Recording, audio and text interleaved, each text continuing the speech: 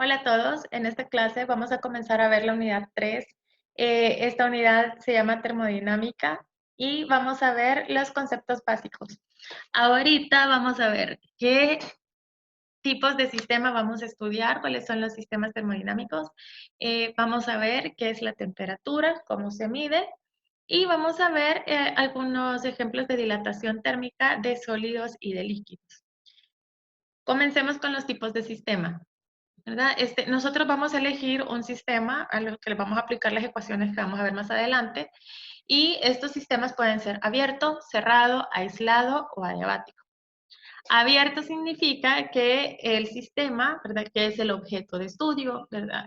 Que yo pues planteo mis fronteras, ¿verdad? De qué es lo que estoy estudiando, de dónde hasta dónde llega mi sistema. Y esas fronteras que yo he dibujado, a través de ellas puede pasar masa y puede pasar energía. Y la energía puede transferirse en forma de calor o en forma de trabajo.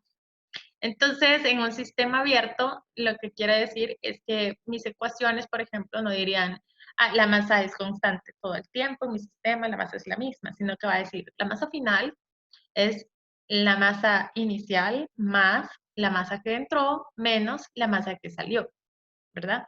Y ahí plantearíamos un balance de masa.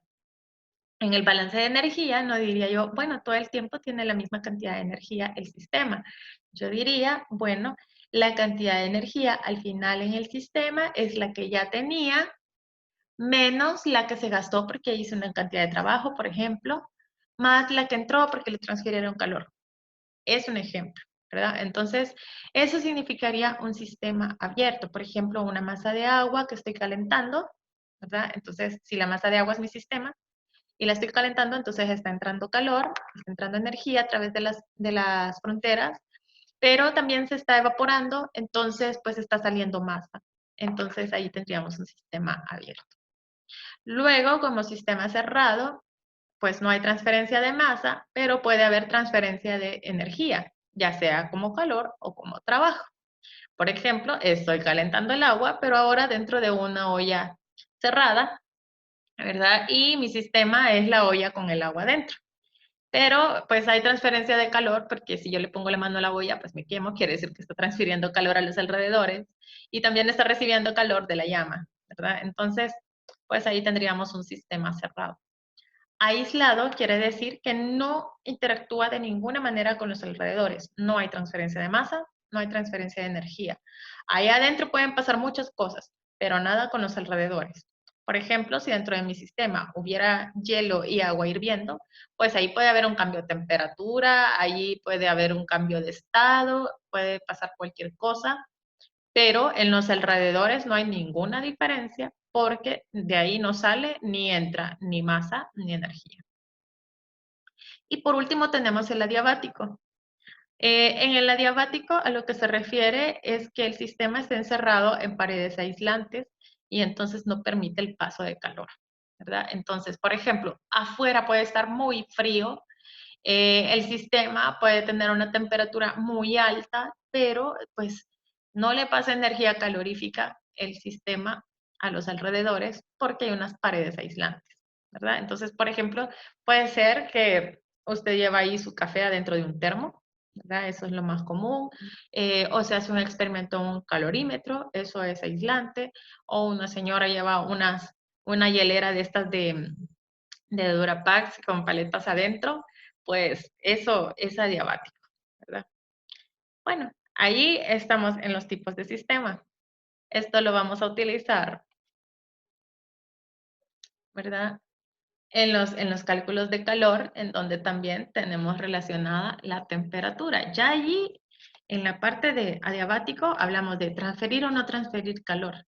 Que si el sistema está caliente y afuera está frío, pues entonces que debería de poderse pasar calor, pero que las paredes aislantes. Entonces, allí estamos relacionando ya el calor con la temperatura. Hay que ver qué tan caliente está algo o qué tan frío está algo. La medida de qué tan frío o qué tan caliente está algo, eso es la temperatura. Aquí hay un par de conceptos. Son básicamente lo mismo, ¿verdad? Pero son diferentes enunciados. Dice, la temperatura es la medida de la capacidad de un cuerpo para transferir calor. Y también dice que es la medida de la energía cinética promedio de las moléculas que conforman un cuerpo. Bueno, para tener la capacidad de transferir energía, pues debe de haber energía, ¿cierto? Y bueno, ¿y de dónde para dónde se va a transferir la energía? De donde haya mayor promedio a donde haya menor promedio. Por ejemplo, digamos que no estamos en cuarentena y que estamos en el salón de clases y que somos 40 personas en el salón de clases y cada uno tenemos $10. En total tenemos $400. Nos alcanza para comprar pues varias cosas. Y nos podemos hacer locos, ¿verdad? Y decir, bueno, vamos a gastarnos estos $400 que juntamos, ¿verdad? Esa es una cantidad total de dinero, aunque nuestro promedio sea de $10. ¿Qué pasa? El sistema somos todos nosotros en el salón.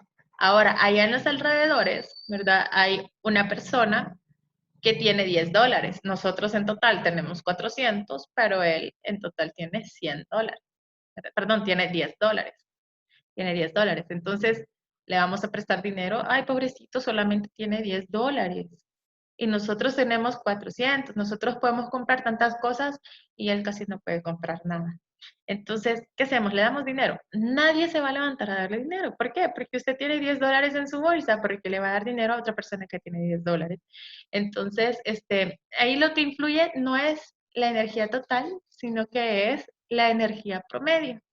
Cuando nosotros calentamos el agua y vemos que cada vez se va moviendo más y se va moviendo más, lo que sucede es que esa energía que está recibiendo el agua la utiliza para mover las moléculas cada vez más rápido. Si estas moléculas se mueven más rápido, quiere decir que tienen más energía cinética. En promedio, todas estas moléculas están a la misma temperatura, o sea que si una molécula tiene 1 joule de energía, pues la otra también tiene 1 joule de energía y así sucesivamente, ¿verdad? Entonces, el promedio de todas las moléculas, así tenga 10 millones de moléculas, es de 1 joule cada una, ¿verdad? Entonces, el promedio es de 1 joule.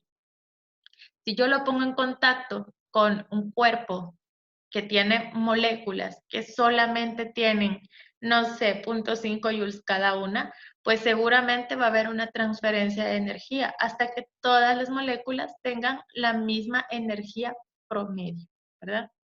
Entonces, de eso, ahí es como estamos relacionando el concepto de temperatura con el concepto de calor. Y ahora estamos listos para ver la ley cero. En la ley cero se plantea, voy a decir el enunciado, así como está en el diagrama, y luego lo vamos a analizar despacio.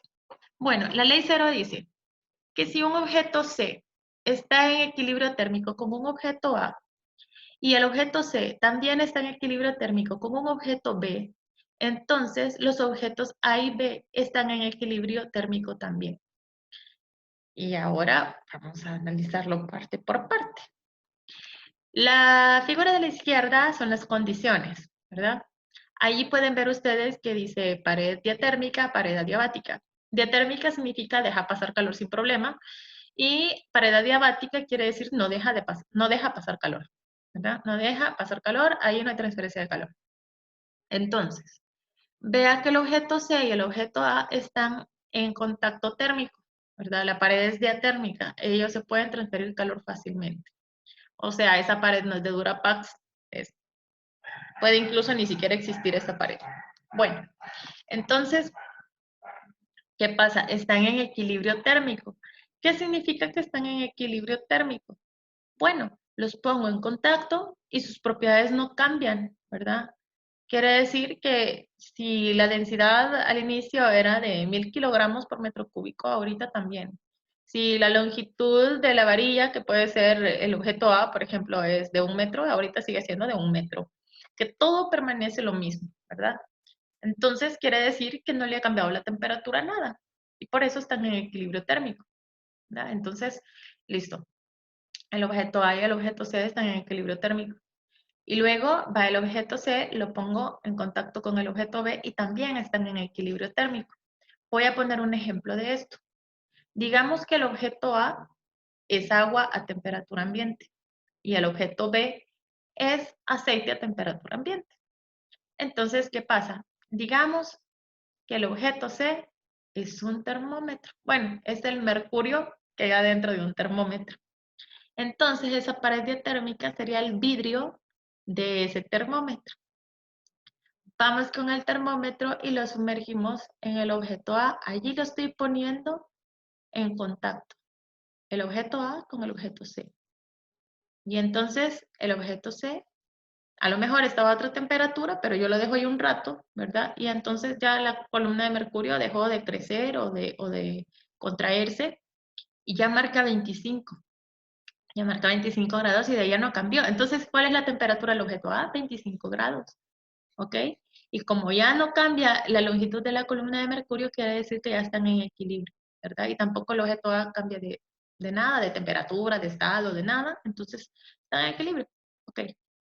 Ahora me voy con el termómetro, así como está marcando 25, al objeto B, que es el aceite a temperatura ambiente.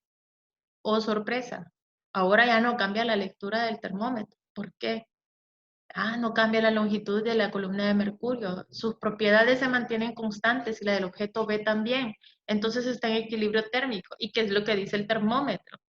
Que A y B, los dos están a 25 grados, ¿verdad? Entonces, ¿cuál es la conclusión? Nos vamos a la figura derecha. Quiere decir que si yo pongo en contacto A con B, o sea, el recipiente que tiene el agua y el recipiente que tiene el aceite, los pongo en contacto, pues también van a estar en equilibrio térmico, no le va a cambiar las propiedades. Y es verdad, ¿por qué? Porque los dos están a 25 grados. La energía cinética promedio de las moléculas son las mismas. Entonces no hay razón para transferirse calor, eso está en equilibrio térmico, ¿verdad? A eso se refiere la ley cero. Ahora, esto de las propiedades, ¿verdad? Como la longitud de la columna de mercurio es una propiedad termométrica y eso significa una propiedad que cambia con la temperatura. Por ejemplo, la masa no va a cambiar con la temperatura. Eso no es una propiedad termométrica. Pero la longitud de la columna de mercurio, esa sí que es una propiedad termométrica, o el volumen de mercurio, ¿verdad? Puede ser también una resistencia, etcétera, ¿verdad? Varias propiedades pueden haber. Y bueno, aquí tenemos un ejemplo de aplicación de las propiedades termométricas y es precisamente para medir la temperatura. Ahí en la parte superior de la figura izquierda pueden ver que se trata de dos láminas. A ver, puede ser esta de acá, la voy a hacer aquí un poco más gruesa. Esa es esta lámina rosada metálica y esta lámina celeste. Digamos que este es un metal y este es otro metal. Entonces están las capitas así. Cuando se calientan, estas se dilatan. Y entonces digamos que se dilata más la rosada. Si se dilata más la rosada, entonces le pasa esto a la lámina, ¿verdad? Se enconcha la parte celeste y la parte rosada queda por fuera. Entonces, esto le sucede esto, ¿verdad? Se va haciendo curva. Si esto es bien largo, pues entonces después nosotros podemos hacer algo así, como una espiral, irlo enrollando y entonces vamos a tener algo como lo que aparece en la parte de abajo a la izquierda en la figura, ¿verdad? Entonces podemos obtener como un resortito y una espiral como que fuera de Autan, pero, ¿verdad? Ustedes me entienden. Entonces, el resortito es lo que va a lo largo del tubo del termómetro de la foto. Y cuando se calienta, pues se va deformando y va conectado a la espiral que va detrás de la carátula. Y entonces cuando se deforma el resorte, pues empuja, ¿verdad? O ala la espiral que va detrás de la carátula. Y esta a su vez va conectada a la aguja de la carátula y entonces nos ofrece las diferentes lecturas, ¿verdad? Entonces, ahí estamos aprovechando que la longitud de estas láminas son propiedades termométricas porque cambian con la temperatura. Según cambia la temperatura, así cambia esa longitud y así se mueve la aguja, ¿verdad? Ahora, estas propiedades termométricas, puede ser que hayan algunas que se relacionan con un polinomio de manera logarítmica, exponencial, de cualquier manera, pero usualmente lo que se hace es elegir aquellas propiedades que cambian linealmente con la temperatura, porque es más fácil hacer una ecuación de una línea recta, porque necesita solamente 2 puntos. Y entonces se encuentra esta ecuación y listo, ya tenemos para, bueno, ahora me dio tanto esta propiedad de cuánto es la temperatura. Por ejemplo, si se trata de la longitud de la columna de mercurio, ¿verdad? Digamos que a 0 grados Celsius, pues la columna medía, no sé, 3 centímetros, ¿verdad? Y que a 5 grados, pues medía 10 centímetros. Y entonces así podemos nosotros decir, entonces, ¿cuánto va a medir la columna de mercurio cuando sean 18 grados Celsius, ¿verdad? Entonces nosotros hacemos una extrapolación, ¿verdad? Y esto es hacer una ecuación de línea recta, fácilmente.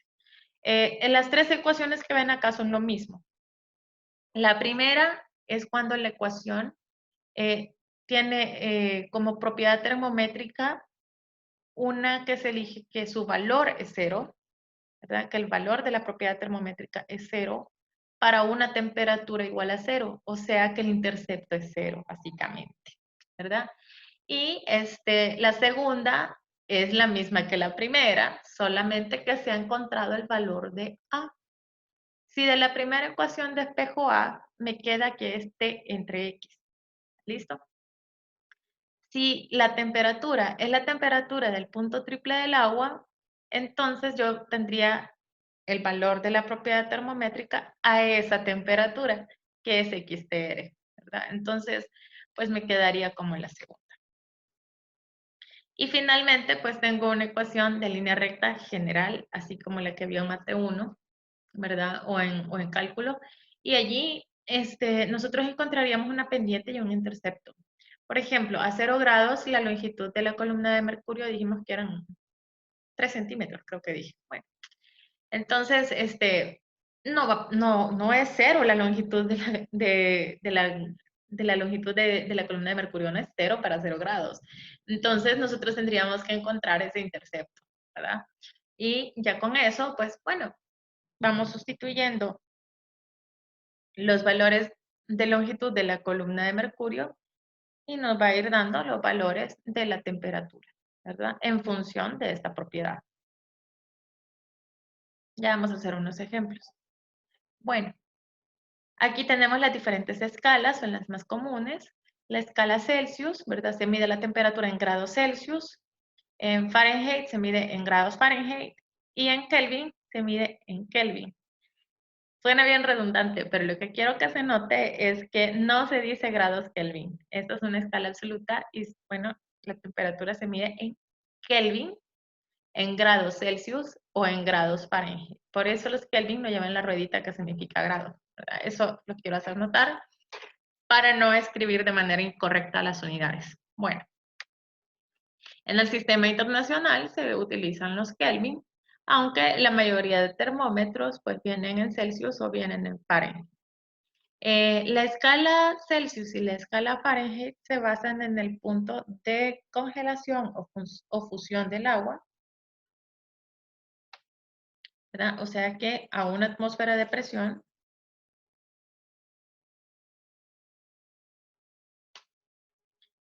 pongo agua con hielo y dejo que la columna de mercurio se estabilice y eso la hace llegar hasta aquí, ¿verdad? A 0 grados pues es cortita la columna de mercurio y el señor Celsius dijo, bueno, aquí va a ser el 0, ¿verdad? Después él cambia esto por agua hirviendo y entonces la columna de mercurio crece, crece, crece, crece, crece, llega hasta aquí. Haga de caso que eso me quedó recto. A ver, llega hasta aquí. Entonces aquí traza la otra línea y él dice, bueno, aquí va a ser el 100. Le gustó el 0 y el 100 y así puso esos números. Bueno, no, la verdad es que está bastante conveniente. Y ahí él dice, bueno, pero ni modo que todo va a estar a esa temperatura, o va a estar a 0 o va a estar a 100, no, también hay temperaturas intermedias. Entonces, él divide esto en 100 partes iguales. ¿Y qué pasa si algo mide más de 100? Bueno, otro pedacito igual para arriba, 101. Otro pedacito igual para arriba, 102. Y así. Y también puedo tirar rayitas para abajo para medir temperaturas menores. Entonces, ahí tiene él su escala Celsius. El señor Fahrenheit hizo lo mismo. Pero en vez de ponerle 0 a este mismo termómetro, él le pone 32. Y en vez de ponerle 100, él le pone 212. O sea que usted también puede hacer su escala. Mire, hasta puede agarrar otras sustancias. Puede agarrar temperatura de fusión y de ebullición, no sé, de la acetona, del alcohol, de lo que a usted le parezca. Y le puede poner como temperatura de congelación, su edad, y como temperatura de ebullición, pues la edad de su papá o de su mamá, ¿verdad? Y ahí ya tiene usted su escala, usted puede hacer su propia escala. Estas son las más conocidas. Estas ecuaciones, estas temperaturas están basadas en la misma propiedad termométrica, es una propiedad que varía linealmente con la temperatura, entonces la relación entre ellas también es lineal.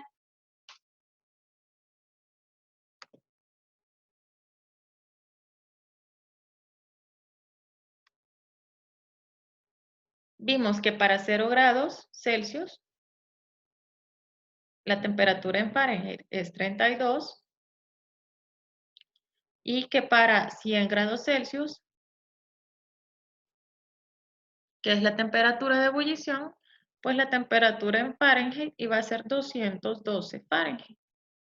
Se encuentra la ecuación de la línea recta. Usted ya sabe cómo, sacar una pendiente, sacar un intercepto.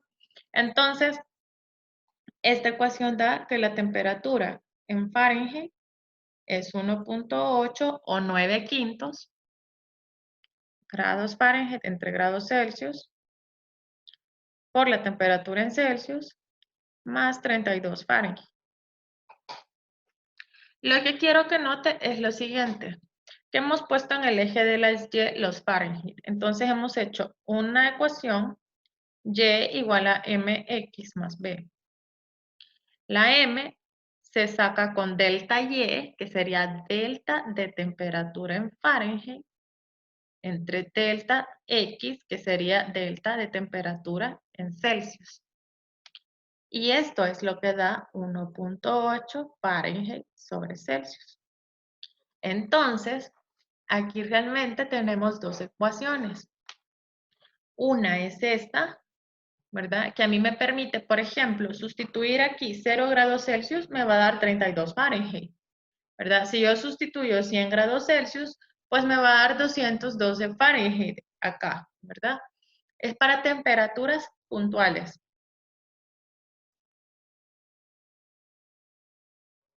Y de acá tenemos otra ecuación que dice que el cambio de temperatura en Fahrenheit es igual a 1.8 cambio de temperatura en grados Celsius. O sea que esto es para diferencias, ¿verdad? Por ejemplo, mire, ahora es un día muy caluroso, estamos a 30 grados. ¿Cuánto es esto en Fahrenheit?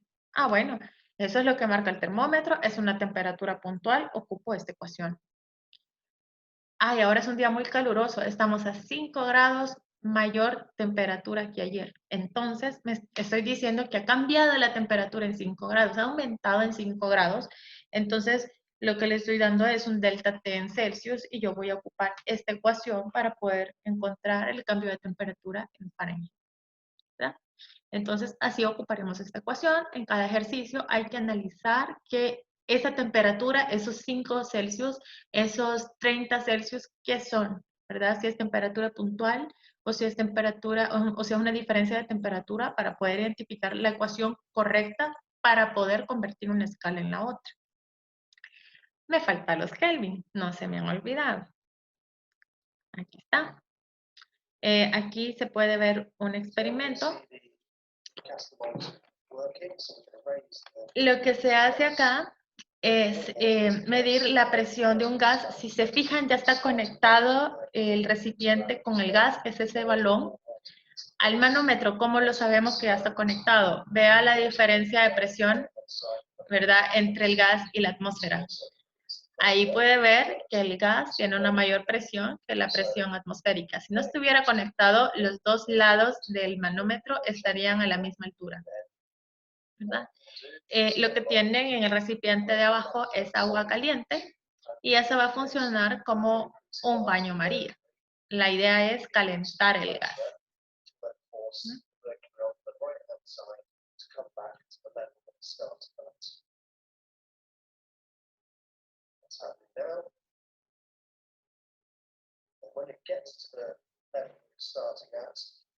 Aquí la propiedad termométrica es la presión del gas y van a mantener constante el volumen del gas.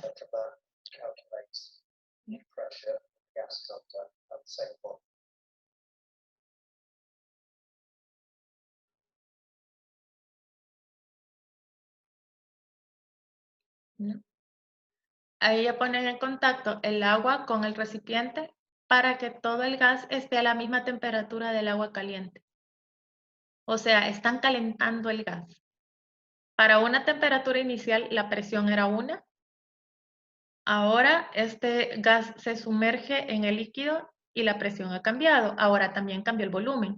La flecha de la derecha indica que ha bajado desde allí el nivel del mercurio, entonces ese pedacito entre el 0 y el 20 ahora también está lleno de gas y lo que hay que hacer es que llegue otra vez ese menisco hasta el 0, que ya no esté en el 20, porque así van a tener otra vez el mismo volumen de gas. Entonces lo que procede es subir el otro lado, ¿verdad?, del manómetro para que suba también el lado izquierdo, ¿verdad? Y vuelva otra vez a la marca de 0.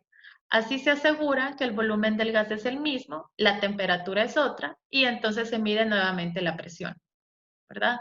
Entonces, ahí podemos ver que la presión ha dado más grande que al inicio y que por tanto la presión es directamente proporcional con la temperatura.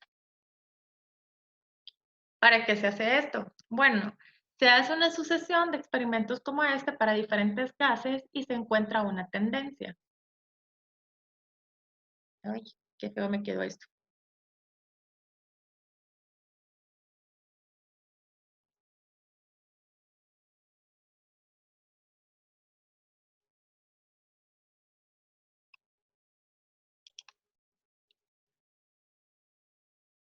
Entonces,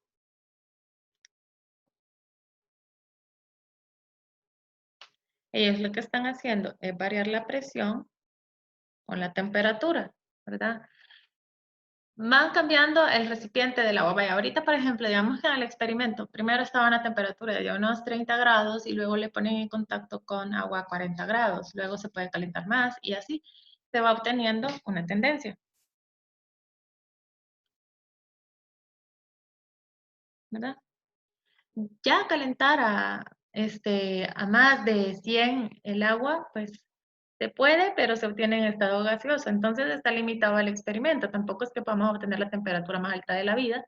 Y pues enfriar es caro, entonces pues enfriar a -5 se puede, enfriar a -10 se puede, a -20 también. Ocupando nitrógeno líquido podemos enfriar bastante, pero digamos obtener -100 grados Celsius está bien difícil. Entonces, lo que se hace es que esta tendencia se extrapola. Vamos a ver qué tal me queda hoy. Ahí está. Bueno, me pasé un poquito porque no debería haber tirado la línea desde acá. Debería de ser desde aquí y ahorita les explico por qué, ¿verdad? ¿Qué es lo que pasa? Bueno, que la presión acá, digamos, sea de una atmósfera, 1.5, pues se puede. Que sea de 10 atmósferas, se puede. Que sea de 0 atmósferas, se puede. Que sea de -1 atmósfera, eso ya no se puede, ¿verdad? Por eso freno ahí la gráfica. ¿Por qué no se puede? Pues porque las moléculas siempre empujan, nunca jalan, ¿verdad? Entonces, ¿qué pasa? La presión se da debido a los choques entre las moléculas. Las moléculas chocan entre ellas y contra las paredes del recipiente. Entonces, cuando la temperatura es alta, nosotros vimos que la energía cinética de estas moléculas es grande y entonces se mueven bastante y a cada rato chocan y chocan y chocan y chocan y chocan con una gran rapidez y entonces también la fuerza de ese choque, la fuerza impulsora, ¿verdad?, es grande y entonces la presión es grande. Si nosotros le empezamos a retirar energía, pues se van moviendo más lento porque tienen menos energía cinética. Vienen las dos moléculas así despacito, ¡pum!, chocan, apenas tocan, ya. O sea, la fuerza es pequeña y además tardan más en encontrarse, entonces la presión comienza a bajar. Baja la presión, le quito energía, baja la presión, le quito energía, baja la presión. Entonces llega un momento en que ya le quité todita la energía. Cuando yo le quito todita la energía, estas moléculas ya no se mueven. Si ya no hay energía cinética, pues ya no me muevo. Y entonces si ya no se mueve, ¿cómo va a chocar? Ya no hay choques. Entonces ya no hay presión. Por eso termina hasta aquí. No puede ser que tenga menos 2 joules de energía. O tiene energía o no la tiene, ¿verdad? Entonces, hasta aquí podemos terminar la gráfica y por extrapolación, pues se encuentra que este valor de temperatura es menos 273.15 grados Celsius. Entonces viene el señor Kelvin y dice, sí, me gusta la escala Celsius, está todo bien, pero vamos a hacer una escala absoluta, una que solamente me dé valores positivos. Entonces, si esta es la menor temperatura en Celsius, yo lo que voy a hacer, dice el señor Kelvin, es a todas las temperaturas en Celsius, en grados Celsius, le voy a sumar 273.15. ¿Y esta ecuación en qué unidades está? Bueno, si me va a dar la temperatura en Kelvin, esto debe de estar en Kelvin. Y aquí lo que sucede es que hay un 1 que no se escribe, pero que está en Kelvin sobre grados Celsius. Entonces, igual que antes, aquí tenemos una pendiente que es igual a 1, ¿verdad? Pero quiere decir entonces que delta T en Kelvin es igual a delta T en grados Celsius. Y claro, aquí va este 1, ¿verdad? Este 1 que tiene unidades. Entonces, otra vez tenemos una ecuación para temperaturas puntuales y tenemos uno para diferencias.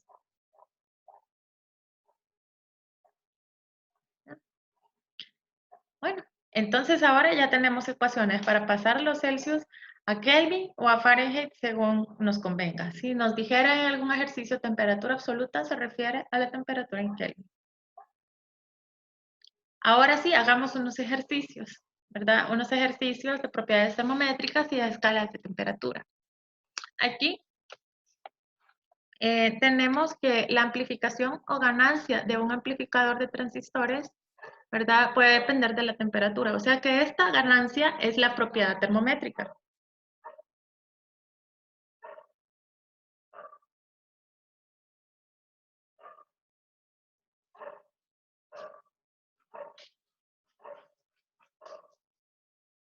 La propiedad termométrica. Y nos dicen que para una temperatura de 20 grados Celsius, la ganancia es 30.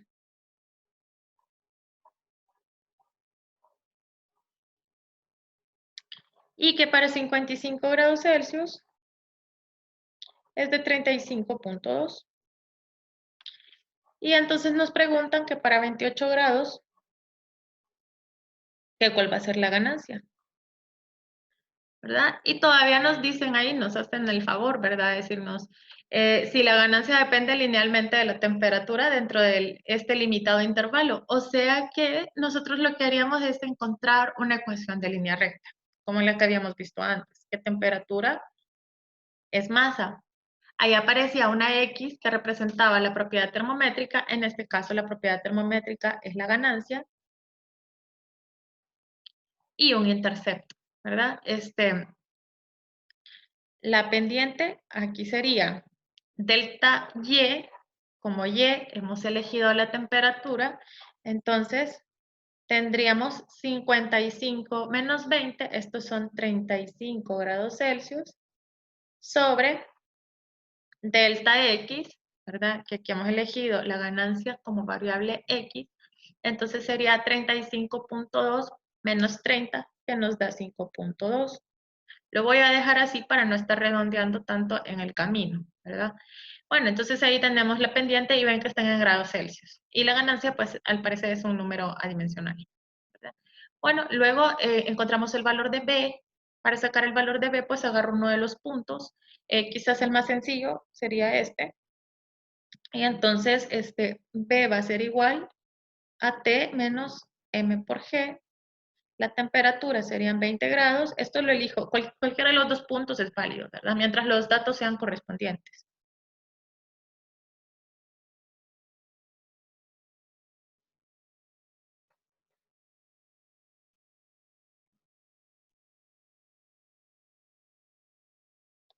Y ahí pueden ver que el intercepto me va a dar en unidades de temperatura, ¿verdad? Esto me da menos 181.92 grados Celsius. Entonces la ecuación es que la temperatura en grados Celsius es 35 entre 5.2 grados Celsius por la ganancia menos 181.92 grados Celsius. Ahora, ¿qué es lo que queda? Ocupar la ecuación. Ocupar la ecuación. Ya tenemos que me piden para 28 grados. Esto se sustituye aquí, ¿verdad? Despejamos la ganancia. Esta sería la pregunta. Y la ganancia da un valor de 31.19, ¿verdad?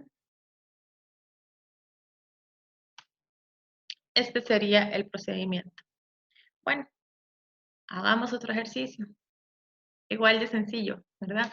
Lo único que este ejercicio, en lugar de relacionarme una propiedad termométrica con una temperatura, me relaciona una escala de temperatura con otra.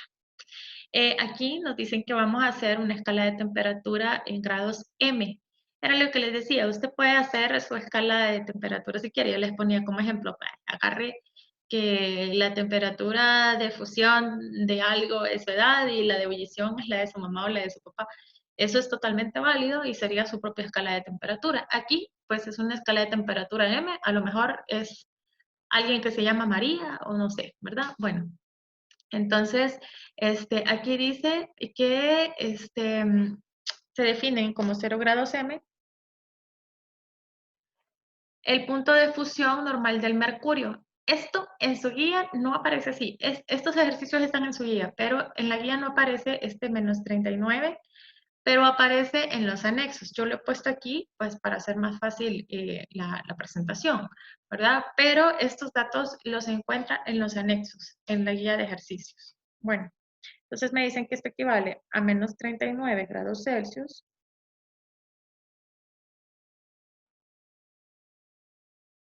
y que los 100 grados M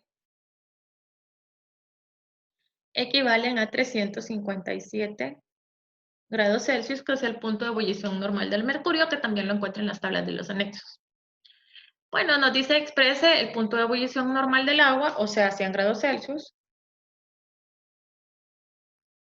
en grados M. Otra vez, es una ecuación de línea recta. Es lo mismo. Entonces el procedimiento es el mismo. Ahorita, para no hacerles tan largo el cuento, pues ya lo resolví yo aparte y les voy a poner la ecuación, ¿verdad? Esto da que la temperatura en Celsius es 3.96 grados Celsius sobre grados M por la temperatura en grados M menos 39 grados Celsius. Esta es la ecuación que se puede encontrar ocupando estos dos puntos. Usted lo puede hacer también, ¿verdad? Y que si agarra usted la Y, los grados M es válido, pues la pendiente le va a dar a la -1, no importa, ¿verdad? Pero la ecuación es básicamente la misma. Puede ser que usted lo encuentre despejado al revés. Bueno, entonces aquí se sustituyen los 100 grados Celsius y se despeja la temperatura en grados M. La temperatura en grados M, en este caso, también voy a poner aquí porque despejar también ya podemos, da 35.1. Usted lo puede revisar, ¿verdad? Da 35.1 y esta sería la respuesta del literal A.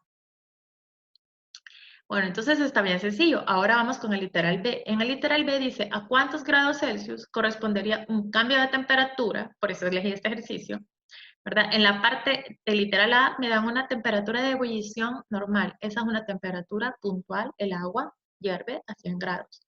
Ahora me están hablando de un cambio de temperatura. O sea, me están diciendo que delta T en grados M es de 10 grados M. Y lo que me están diciendo es que cuánto es el cambio de temperatura en grados Celsius. Bueno, ¿cómo relaciono los cambios de temperatura? Con la pendiente, ¿verdad? Aquí esta pendiente le puse las unidades para que se vea que he dividido delta Y, que para nosotros la Y en esta ecuación son los Celsius, o sea, hago cambio de temperatura en Celsius, entre el cambio de temperatura, o el delta X, ¿verdad? En grados M, ¿verdad? ¿Ven? Como pueden ver en esta ecuación, la X son los grados M. Y esto es lo que dio 3.96. Entonces, a mí me están diciendo que son 10 grados M. Esto lo paso aquí a multiplicar y entonces me queda que el cambio de temperatura en Celsius es 3.96 por 10, que sería 39.6 grados Celsius, ¿verdad? Y esta sería la respuesta en este otro ejercicio, ¿verdad? Básicamente, los ejercicios que son de escalas de temperatura, ¿verdad? Para relacionar escalas de temperatura o escalas termométricas con temperatura, va a ver que son ecuaciones de línea recta. Y luego, pues las preguntas son de aplicación de la ecuación que ya encontró. Ahora vamos a ver la expansión térmica. Resulta que cuando a un objeto le aumentamos la temperatura, pues ya vimos tiene mayor energía cinética y quiere decir las moléculas se mueven más. En el caso de un sólido, pues estas moléculas vibran en su lugar, pero se pueden separar un poco. Entonces, en esa vibración, pues se separan un poco y hay una dilatación. Y lo mismo pasa con el líquido. Ahí, de hecho, se puede expandir más porque las moléculas están más libres, ¿verdad? Y la fuerza de atracción entre ellas es menos que entre las moléculas que forman un sólido. Entonces, ¿qué pasa? Esto tiene sus aplicaciones, ¿verdad? O también puede tener sus efectos. Por ejemplo, la dilatación en una columna de mercurio o en una columna de alcohol se puede utilizar como termómetro o como vimos, la dilatación de unas láminas, ¿verdad? Para formar una lámina bimetálica, pues también se utiliza para poder medir la temperatura. Entonces es algo deseado.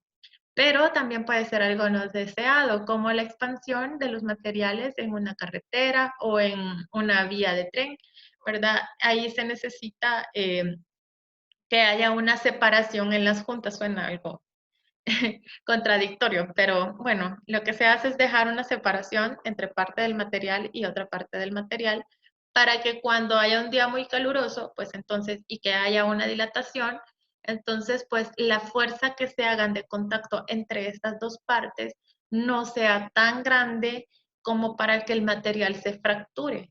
Entonces es necesario que aunque sea una pequeña separación quede por más caliente que pase el día, ¿verdad? Entonces por eso se hacen esas separaciones en la calle y pueden ver esas partes metálicas, ¿verdad?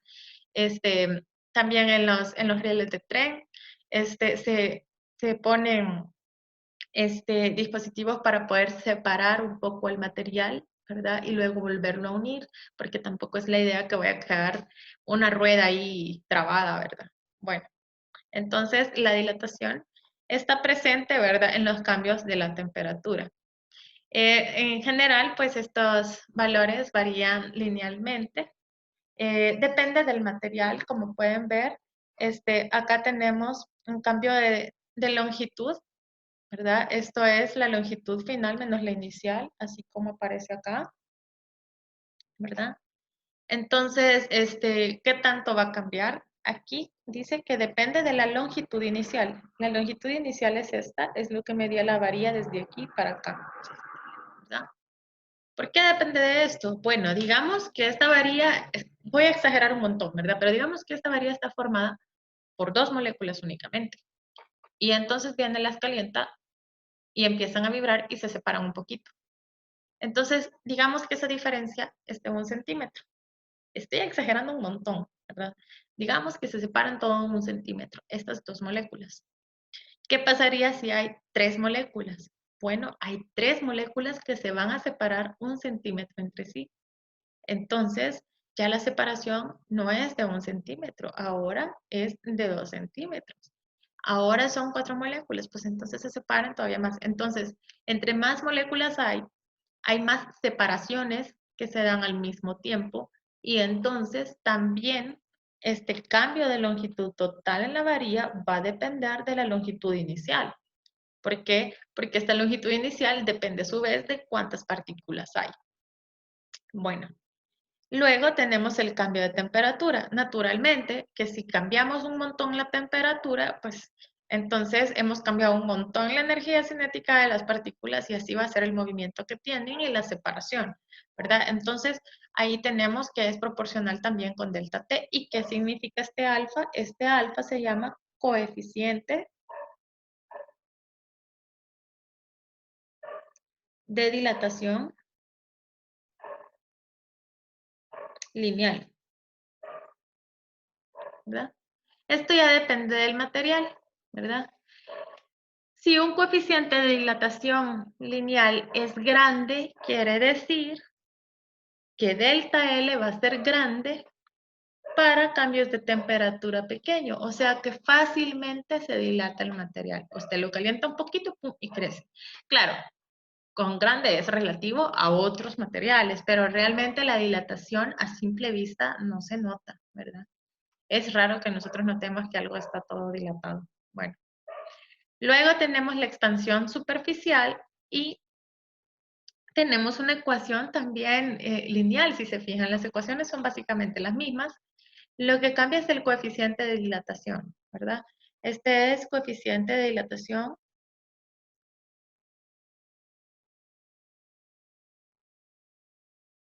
superficial, ¿verdad? Otra vez, ahí depende del área inicial, porque según pues cuántas partículas haya, así va a ser el área al inicio. Cambia con la temperatura. La ecuación es básicamente la misma, ¿verdad? La ecuación es casi la misma, como les digo, lo que cambia es el coeficiente y bueno, y las dimensiones, ¿verdad? Y esto último, pues ya se debe imaginar que se llama coeficiente de dilatación volumétrica.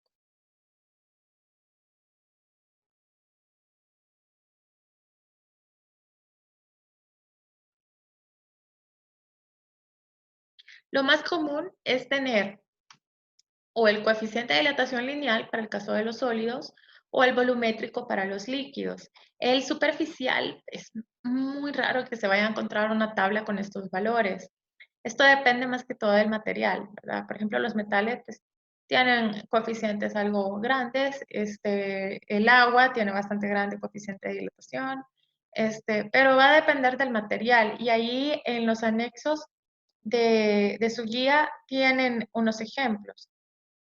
Yo aquí los he puesto algunos, ¿verdad? Ahí pueden ver que los coeficientes son del orden de 10 a la menos 5. En la tabla en el encabezado dice 10 a la 5, o sea que si ahí dice alfa por 10 a la 5, quiere decir que esto es igual a 2.4 para el aluminio. Entonces, si yo quiero alfa del aluminio, voy a multiplicar por 10 a la menos 5, ¿verdad? Eso es para facilitar nada más la notación en la tabla. Pero quiere decir que el coeficiente de dilatación lineal del aluminio es de 2.4 por 10 a la menos 5. Es realmente pequeño, pero es grande con respecto al cobre, por ejemplo, ¿verdad? O con respecto al vidrio. A veces ni siquiera se toma en cuenta pues la dilatación del vidrio, dependiendo de qué tan precisos querramos ser, ¿verdad? Y tenemos coeficientes de dilatación volumétrico también. Para el aluminio 7.2 por 10 a la menos 5. Para el agua es 18 por 10 a la menos 5. ¿Verdad? Son pequeños, pero en comparación, pues hay unos materiales que tienen mayor coeficiente de dilatación y eso quiere decir que con poca diferencia de temperatura, pues sus dimensiones cambian más con respecto a otros materiales. Pero bueno, si no tenemos el coeficiente de dilatación superficial, ¿cómo vamos a hacer, verdad? Si nada más mido el lineal, porque es muy fácil, ¿verdad? Para el sólido, medir la varilla, su longitud inicial y medir la final, medir una temperatura inicial y una final está fácil. Pero para superficies esto, medir una superficie directamente es más difícil. Realmente se ocupan ecuaciones, ¿verdad? Y en el caso del volumen, pues se ocupa bastante este coeficiente de dilatación para líquidos, porque uno puede decir, bueno, ahorita tenía 1 litro de agua, pues ahora tengo 1.005 litros de agua, ¿no? Entonces, se ocupan más los cambios de volumen. El de la superficie es el problema, pero ahorita vamos a ver cómo lo vamos a resolver. Vamos a relacionar estos coeficientes de dilatación. Digamos que tenemos una lámina cuadrada, bueno, no cuadrada, rectangular. Un lado mide A, el otro lado mide B. Lo calentamos, y aquí estoy exagerando un montón, y esto se expande. Claro, se expande para todos lados, ¿verdad? Pero esto sería, a ver,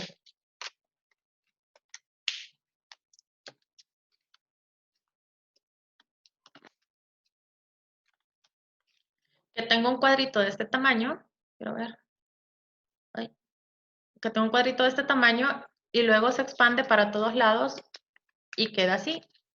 Ay, a ver.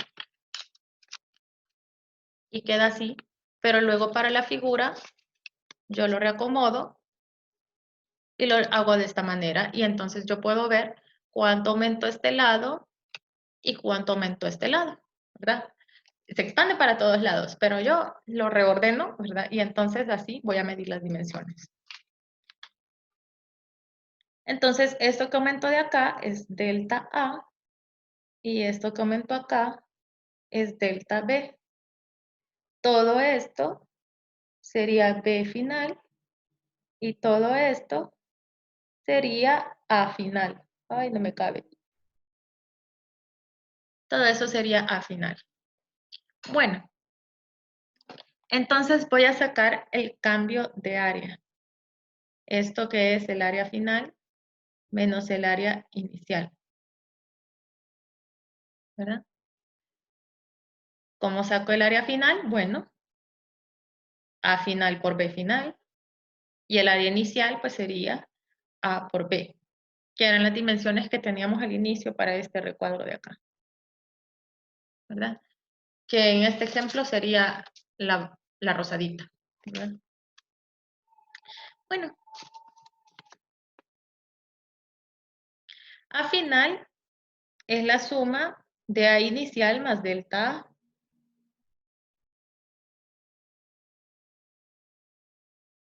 Y lo mismo pasa con B.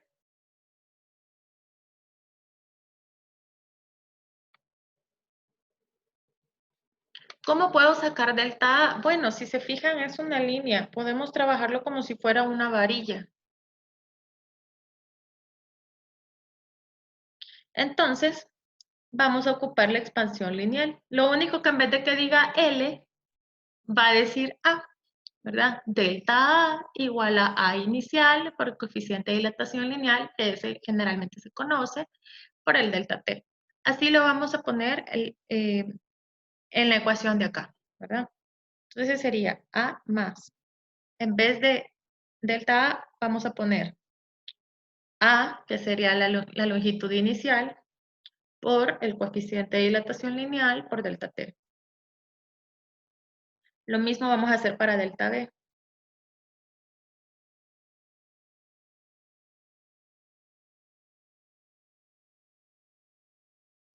De acá voy a sacar factor común A.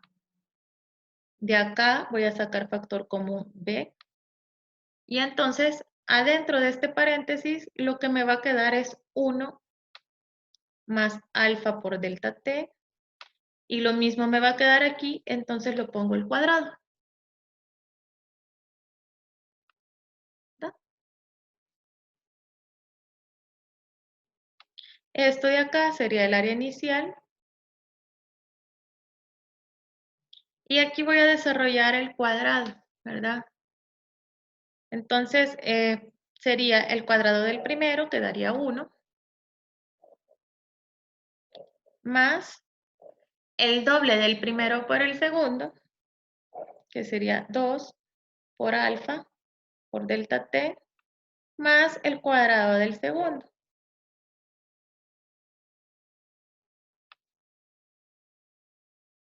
Y esto de acá también es el área inicial. Bueno, entonces, ¿qué tenemos acá? Vamos a hacer una aproximación. Esto lo vamos a aproximar a 0. ¿Por qué? Vea, el coeficiente de dilatación puede andar desde 10 a la menos 4, ¿verdad? Del orden de 10 a la menos 4 hasta del orden de 10 a la menos 6. Entonces, esto lo eleva usted al cuadrado, digamos 10 a la menos 6, lo eleva al cuadrado, sería 10 a la menos 12, eso es casi nada, ¿verdad? O si es 10 a la menos 4, usted lo eleva al cuadrado, eso le va a dar 10 a la menos 8, pues es casi nada, es despreciable esa cantidad, ¿verdad? Entonces, lo vamos a aproximar a cero. Entonces, esta ecuación que vamos a encontrar ahorita es una aproximación, ¿verdad? Delta A va a ser igual, distribuyo A sub 0 más A sub 0 por 2 alfa delta T. Ay, me va a estorbar. Menos, lo voy a hacer así, me van a perdonar. No, voy a sacar el borrador mejor.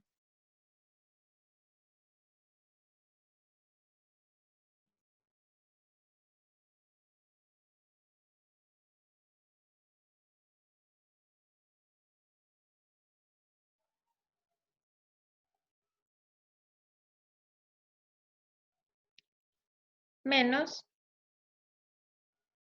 A sub 0, ¿verdad? Este sub 0 viene de la multiplicación de esto por esto, y este A sub 0 de acá es este de acá. Entonces, estos se me cancelan, y me queda que delta A es igual a A sub 0 por 2 alfa por delta T. O sea que aquí lo que está aproximado es esto, y entonces el coeficiente de dilatación superficial es aproximadamente igual al doble del coeficiente de dilatación lineal, ¿verdad? Pero es una aproximación. Se puede hacer algo parecido con un cubo, ¿verdad? Y entonces pondría delta V es igual a V final menos V inicial, y pues el volumen final sería A por B por C, final, todo, y el inicial sería A por B por C inicial. Y pues me quedaría en la siguiente línea, acá, ¿verdad? Como tendría volumen, entonces me quedaría A más delta A por B más delta B por C más delta C. Y más adelante acá, esto me quedaría el cubo porque lo tendría 3 veces y desarrollaría el cubo. Pero ya se imaginan ustedes que si hemos despreciado este alfa al cuadrado, pues alfa al cubo más que lo vamos a despreciar todavía, ¿verdad? Entonces, pues nos va a quedar el triple para hacerles el cuento corto, ¿verdad? Y entonces podríamos, con un procedimiento muy similar, encontrar que el coeficiente de dilatación volumétrico es aproximadamente igual a 3 veces el coeficiente de dilatación lineal, ¿verdad? Y eso pues es una herramienta que podemos utilizar a la par que las ecuaciones anteriores, las de la dilatación. Ahora, como consejo, lo que les puedo decir es, trate de utilizar los coeficientes tal cual, ¿verdad? Los ejercicios no porque se trate de un cilindro voy a ocupar dilatación volumétrica. Puede ser que me pidan el volumen, entonces lo voy a hacer así. Pero, por ejemplo, a lo mejor la pregunta es el radio final, pues no hay problema, aunque sea un cilindro, yo puedo trabajar con algo lineal. Si se fijan en este ejemplo, se trata de una superficie, pero hemos trabajado con dilatación lineal. Entonces, si tenemos coeficientes de dilatación lineal, tratemos de usarlo directamente, porque esto de acá, como les repito, es una aproximación. Aquí los decimales, pues, son bastante significativos, porque estamos viendo cómo cambia con la temperatura, ¿verdad? Entonces, hay una pequeña diferencia, puede resultar que me dio el doble de la respuesta real, ¿no? Entonces, es redondear hasta el final, ¿verdad? Cortar la cifra hasta el final y tratar de utilizar los datos así como me los den, ¿verdad? Y plantear el problema de esa manera, en la medida de lo posible, claro. Aquí tengo la tabla que les mostraba. Y vamos, para finalizar ya esta clase, que ya han de estar cansados, pero vamos a resolver este ejercicio a modo de ejemplo para que ustedes también puedan resolver el resto de ejercicios de temperatura y de dilatación de la guía 3.1. Bueno, aquí hablan que las botellas de vino, ¿verdad? Que le dejan una parte vacía, hay una distancia h que les muestran en la figura, y ahí en el ejercicio dice que es de 1.5 centímetros para 20 grados Celsius, ¿verdad? Aquí se ve como que no llega hasta la boquilla, no llega hasta la boquilla, pero no sé si se logra ver ahí, pero esto tiene el corcho, ¿verdad? Entonces, aquí se ve como que termina el espacio, ¿verdad? Si ustedes lo ven ahí en su guía, en la computadora, pues lo van a ver más claramente. Lo que pasa es que aquí no se distingue mucho, pues porque el corcho está dentro, ¿verdad? Pero esta H es vacío, ¿verdad? O puede ser que haya aire, pero más acá sí no hay, ¿verdad? Pero bueno, no, aire no debería de haber porque es vino y se va a vinagrar. No, entonces no hay ni aire tampoco. Bueno, entonces, son 750 mililitros de vino, ¿verdad? Esto es a 20 grados Celsius y entonces la altura es de 1.5. Nos dicen que el coeficiente de expansión volumétrica del vino es aproximadamente el doble del coeficiente del agua, o sea, se dilata bastante.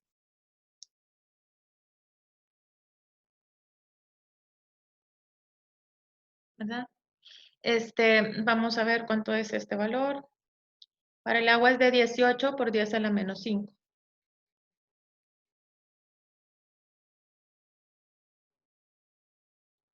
¿Verdad? Y esto lo multiplicamos por 2. ¿Verdad? Para sacar el coeficiente de dilatación, el del vino, según los datos que nos dan aquí. El diámetro interior dice que es de 18.5 milímetros, ¿verdad? Y entonces nos dicen que cuánto va a ser la H si se mantiene la botella a 10 grados. Bueno, entonces tenemos el coeficiente de dilatación del vino. En el ejercicio, pues nos dicen que despreciemos la expansión del vidrio, o sea que, vaya, no le va a cambiar el volumen a la botella. Ahí las dimensiones de la botella van a ser las mismas. Pero cuando se expande el vino, entonces parte de ese espacio que estaba vacío, ahora lo utiliza el vino y entonces, pues esa H mayúscula se vuelve más pequeña. O si se contrae el vino, es al revés, ¿verdad? Parte de lo que estaba lleno, pues ahora está vacío y ahora la H se vuelve más grande, ¿verdad? Esa es la idea. Entonces, vamos a ver cuánto cambia el volumen del vino.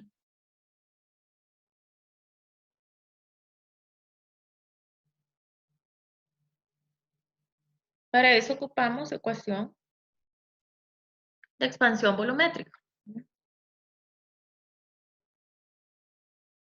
No puedo hacerlo directamente como si fuera un cilindro o algo así, porque la botella no tiene esa forma y pues el vino está lleno desde abajo, la parte que es como cilíndrica nada más es la parte del cuello, ¿verdad? Entonces no podría hacerlo de esa manera.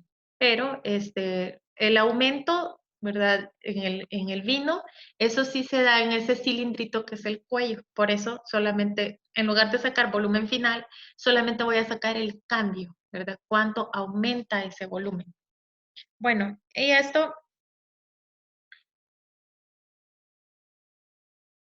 sería el volumen inicial, que serían los 750 mililitros, y un mililitro es lo mismo que un centímetro cúbico, entonces lo voy a poner así. Y aquí sería 18 por 2, serían 36. A ver, sí, 36 por 10 a la menos 5 Celsius a la menos 1. Y el cambio de temperatura, bueno, ahorita vamos a resolver el literal A. Estamos tomando como punto inicial los 750 mililitros, que esto es a 20 grados, ¿verdad? Entonces, esto sería la temperatura inicial. La temperatura final serían entonces los 10 grados. Sería 10, o sea, estamos haciendo temperatura final menos temperatura inicial, menos 20 grados Celsius, ¿verdad? Y esto da menos 2.7 centímetros cúbicos. ¿Verdad? Da menos 2.7 centímetros cúbicos. ¿Qué significa esto? Que el volumen del vino ha disminuido en 2.7 centímetros cúbicos. No que el volumen es menos 2.7, ¿verdad? Entonces, ¿esto qué es? Como les decía, aquí tenemos una parte que es como cilíndrica, ¿verdad? Acá. Entonces, quiere decir que esto de acá ¿verdad? Baja de nivel, digamos que hasta acá. ¿Verdad? Y es este cilindrito de líquido lo que representa los menos 2.7 centímetros cúbicos, ¿verdad? Y esto es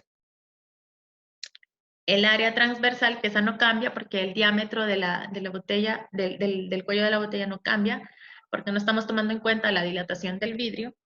Entonces sería pi por 18.5 entre 2 para que sea radio y entre 10 para que sea en centímetros. Esto es no pi por r cuadrado, que es el área, por ese pedacito de altura, ¿verdad? Le voy a poner delta H, ¿verdad? Porque no es la altura toda de todo el vino, sino que es lo que cambió, ¿verdad? Entonces, este delta H da menos 1.004 centímetros. Le voy a poner aproximadamente menos 1 centímetro. Entonces, quiere decir que el vino bajó su altura en 1 centímetro. Entonces, esto se vació. Y entonces la H ahora llega desde aquí hasta aquí. Si antes medía 1.5, ahora mide 2.5.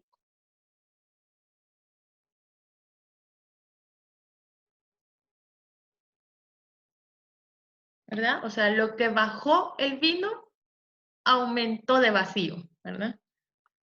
Entonces sería 2.5 centímetros. Esta sería la respuesta del literal A. Ahora, para el literal B, pues es prácticamente lo mismo. La diferencia es acá, porque tendríamos una temperatura inicial de 20 grados Celsius y una temperatura final de 30. Haríamos 30 menos 20. Esto nos va a dar 10 en lugar de menos 10. Y entonces el 2.7 nos daría positivo. Y entonces este delta H nos daría no menos 1, sino que nos daría más 1. Lo que quiere decir es que aumentaría la altura del vino y el espacio vacío sería más pequeño en 1 centímetro. Entonces, para el literal B, en lugar de sumar 1 centímetro, voy a restar 1 centímetro.